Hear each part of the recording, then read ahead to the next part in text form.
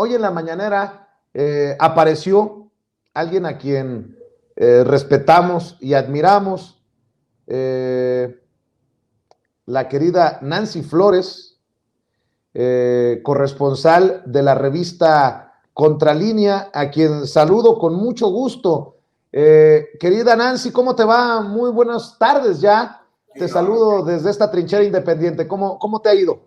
Buenas tardes, Vicente. Muy bien, muchas gracias. Así es, hoy estuve ahí en Palacio Nacional, pero no tuve oportunidad de preguntarle al presidente, pues este tema tan relevante que estaba planeado para discutirse el día de hoy, que tiene que ver con esta reforma electoral, una reforma pues a la Constitución, que ya está muy cantado que no va a pasar, y quería pues justamente consultarle al presidente López Obrador pues acerca de esta otra parte que no se han, digamos que focalizado, que tiene que ver con el dinero de los partidos. Justamente hoy, este día, estamos publicando en Contralínea, Vicente, pues que los partidos políticos, más que defender al INE, porque considerarían que está en riesgo la democracia, pues en realidad están tratando de pues asumir una bandera que les pudiera dar cierta legitimidad a la hora de rechazar esta reforma a la Constitución en materia electoral. ¿Y esto por qué es así? Porque les permite no explicar todas las razones por las cuales están negándose a aprobar esta reforma. Y una de esas razones, en el fondo, yo creo, una de las importantes razones por las cuales tanto el PAN como el PRI, como el PRD y también Movimiento Ciudadano están rechazando la propuesta del presidente López Obrador, tiene que ver con el recurso. Es multimillonaria la bolsa que están defendiendo en el fondo estos partidos políticos de oposición.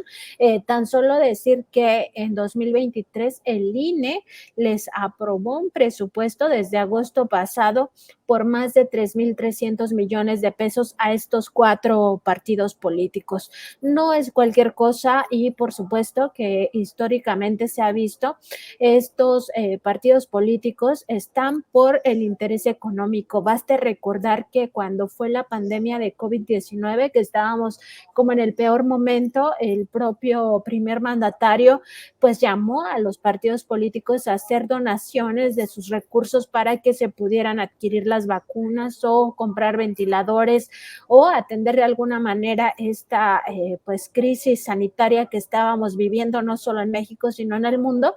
Y solo Movimiento Regeneración Nacional y los partidos aliados como el PT aceptaron hacer estas donaciones de recursos, y los otros por supuesto que no quisieron, y no quisieron porque esa bolsa les interesa mucho, es dinero que no quieren soltar, y aquí estamos hablando de más de 3,300 millones solo en 2023, y para 2024 pues esto podría significar más de 4,000 millones de pesos, Vicente.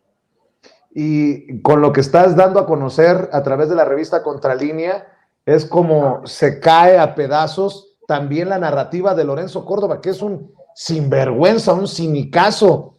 Seguramente lo viste hace unos días, querida Nancy, que Lorenzo Córdoba, precisamente rodeado de los medios afines, de los que no investigan, de los que no exhiben, de los que no publican, todo el dinero que tiran precisamente Lorenzo Córdoba y sus secuaces, habla de que hay infodemia, de que hay medios interesados en golpearlo, criticó incluso una portada del periódico La Jornada, una primera plana, y se ha lanzado contra medios que lo critican. Me imagino que ahí estarás tú en esa lista negra, ahí estaremos nosotros en Sin Censura, pero pues que nos sigan poniendo hasta con marcador así fosforescente en la lista. Es que es un sinvergüenza, ¿no? Es un sinvergüenza, sobre todo porque, fíjate, Vicente, a partir de toda esta discusión de la reforma electoral, vuelve a salir a la luz los excesos de este servidor público, porque no se le debe de olvidar que es un servidor público, es decir, se debe al pueblo de México. El pueblo de México es el que le paga con dinero de todos, su sueldo y todas sus prestaciones, que son bastantes.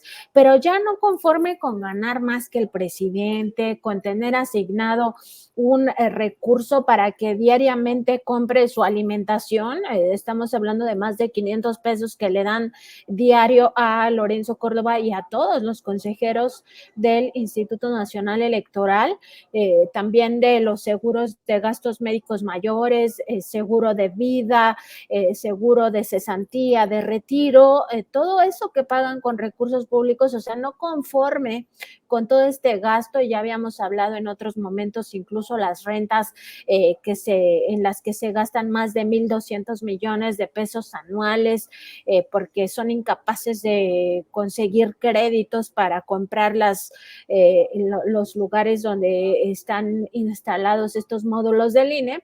No conforme con eso, acabamos también de publicar la semana pasada, Vicente, pues que cada vez que el consejero presidente Lorenzo Córdoba sale de viaje por comisión, es decir, que va en representación del instituto a estas giras de trabajo, no solo se le paga el avión y los hoteles de 5 estrellas, por supuesto, porque no se va a ir a meter a un hotel de menor calidad.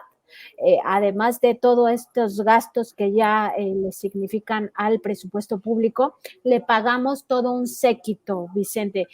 Van con él desde fotógrafos, camarógrafos para cuidarle la imagen, los propios funcionarios de comunicación social para hacer sus boletines a modo, hasta guardaespaldas, o sea, va un equipo de seguridad pagado con recursos públicos desde la Ciudad de México, va ese equipo de seguridad para pues cuidarle las espaldas a este personaje, ¿no? Que tanto miedo le tiene al pueblo.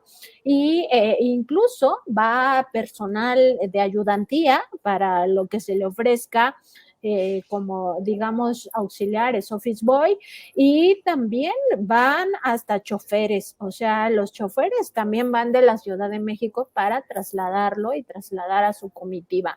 Entonces, todo eso lo pagamos nosotros con el erario, entonces son cínicos, o sea, no están viendo por la democracia del país y eso también ya está súper corroborado, no solo por los fraudes electorales de 2006, 2012, sino también por lo que ocurrió en 2018. En 2018 el presidente López Obrador ganó esas elecciones porque fue un voto masivo, porque no había de otra, ya no se podía defraudar más al pueblo de México, y además porque el presidente, entonces presidente Enrique Peña Nieto, que ya para entonces se había convertido, y él mismo se lo confesó al presidente López Obrador, en el payaso de las cachetadas de los empresarios, pues por supuesto que ya no aceptó tener estos tratos con el poder fáctico, que es el poder económico.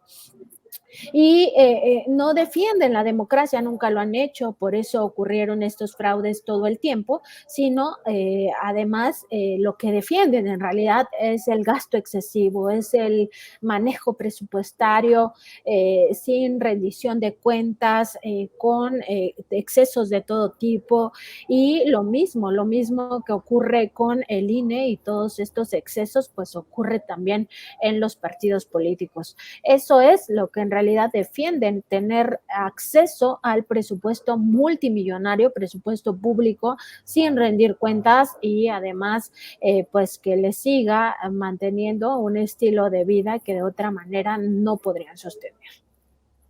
Querida Nancy, para cerrar, y sé que andas ocupada, agradecerte siempre estos intercambios para la audiencia de Sin Censura. ¿Qué viste y cómo lo viste el domingo? Obviamente hay periodistas, hay analistas que opinan sin haber estado ahí. Eso es lo que me llama la atención. A nosotros nos pueden criticar, como nos han criticado en muchas ocasiones, porque según ellos vamos a reventarles las manifestaciones o las marchas cuando nosotros nos acercamos a documentar, a reportar.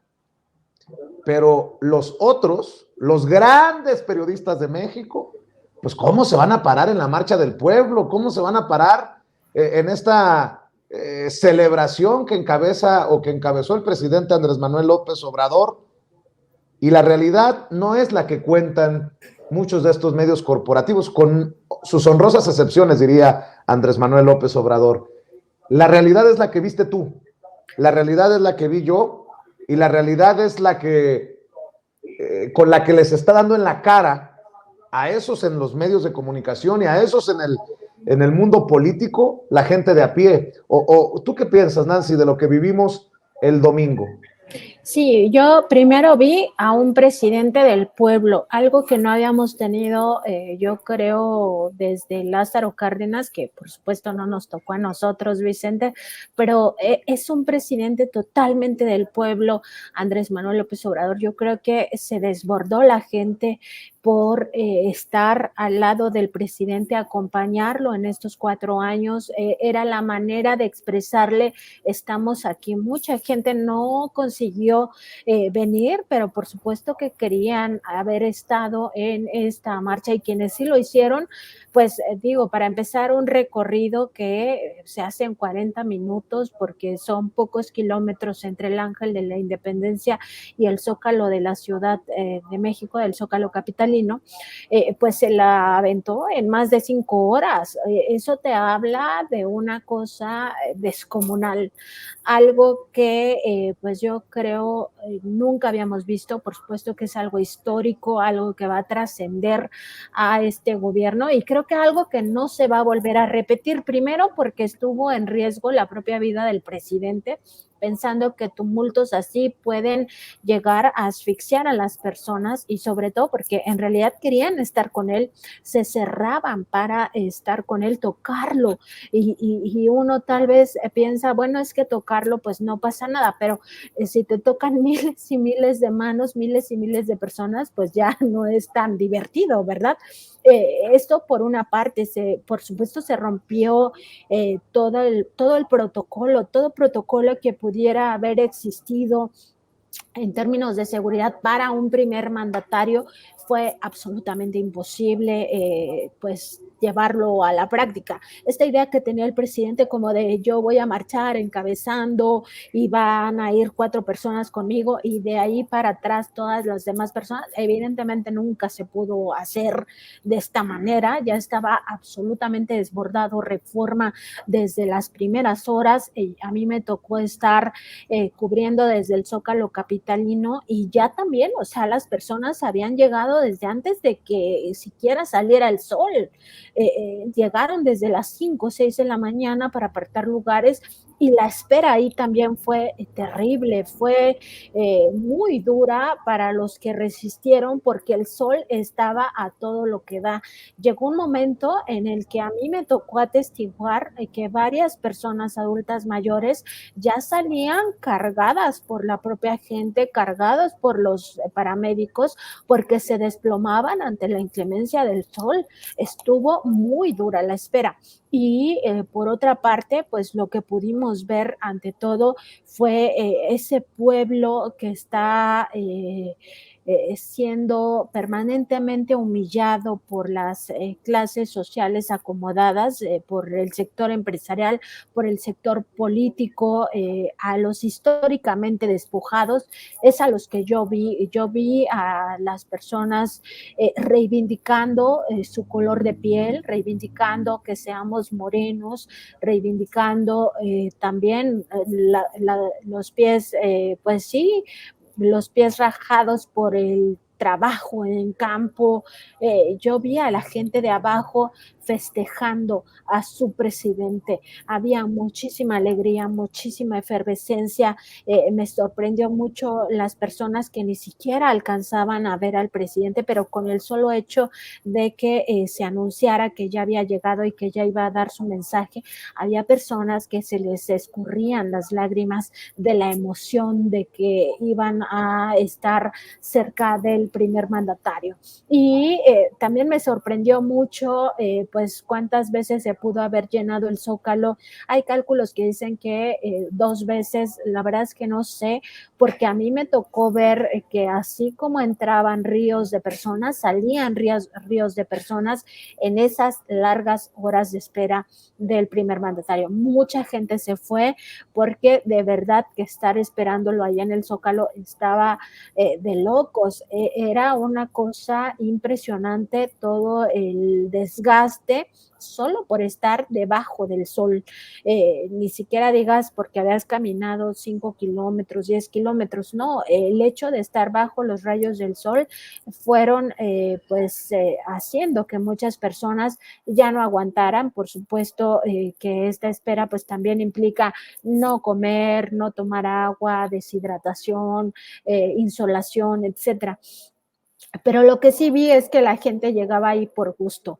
Yo no dudo que haya habido acarreados, por supuesto, pero al final del día también decir que pues son los mínimos, o sea, no puede decirse que todos los que fueron, yo ni siquiera creo que el 10% sea de acarreados, yo creo que más del 95% de las personas fueron porque querían ver al presidente, porque querían estrecharlo, porque querían de alguna manera manifestarle que ahí está el pueblo y el pueblo acompaña su transformación.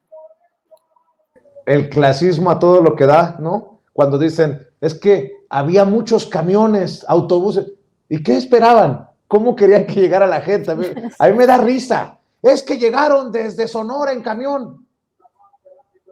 Pues qué bueno que llegaron en camión y no en helicóptero, ¿no? O sea, oye, es que llegaron, todos venían juntos, pues por lo menos llegaron sin escoltas, como alguna que otra persona que vi en las marchas anteriores de estos personajes en contra de la 4T. Pero bueno, ahí el clasismo también, dijo el presidente, para cerrar ya, Nancy, que lo que le emociona es que se va ganando la lucha contra el racismo, contra el clasismo, contra la discriminación. ¿Y sabes qué?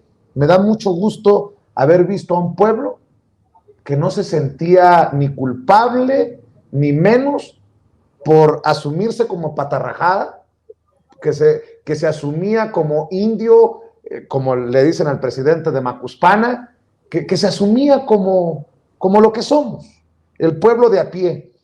Y bueno, eso ya es ir ganando poco a poco la batalla, mi querida Nancy.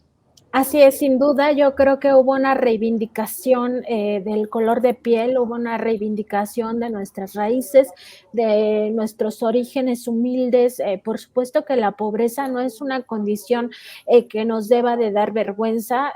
A quienes debería de darles vergüenza es a quienes amasan grandes cantidades de dinero, sea por el latrocinio, que es este robo del presupuesto público, o por la explotación brutal de las personas más vulnerables. Entonces, hay una reivindicación del pueblo mexicano sin duda, y a mí me parece que eso se ha logrado en poco tiempo, decir sí, pues aquí estamos, somos los pobres, somos los que históricamente han querido humillar y han querido pisotear y tal vez de alguna manera desaparecer, pero ni hemos desaparecido ni vamos a desaparecer, y tal cual como lo dice el propio presidente López Obrador, el voto de cada uno de nosotros cuenta y hay que hacerlo valer en las elecciones para que siempre tengamos presidentes o presidentas del pueblo. Es lo que se necesita, es la única manera de pues sacar adelante a este país que ya no aguanta más raterismo, ya no aguanta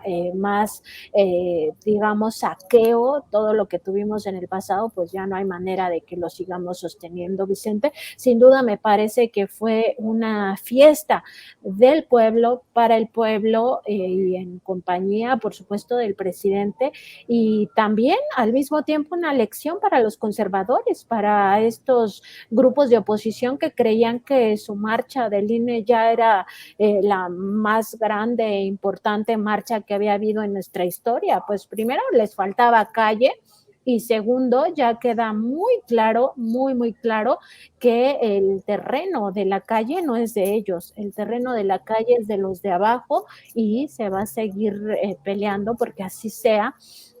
Y sobre todo esta parte yo creo que ya no les queda, digamos, espíritu, ni les queda oportunidad de volver a salir a la calle a hacer marchas, porque después de esta, pues, ¿quién se va a atrever? Así es, pues mi querida Nancy, estamos al pendiente de lo que siguen publicando en la revista Contralínea, siempre para darle a conocer a la audiencia de Sin Censura lo que hacen desde el periodismo de investigación. ¿Por qué no cerramos invitando a esta audiencia diferente e inteligente para que se sume también a la audiencia de Contralínea, para que esté siempre al pendiente también de lo que publican, de lo que publicas tú en redes sociales? ¿Por qué no cerramos con los esfuerzos que hacen, querida Nancy? Pues te agradezco mucho, Vicente, el comercial, y pues sí, estamos en www.contralinea.com.mx, ahí pueden encontrar todos los materiales y también la revista impresa en PDF para descarga.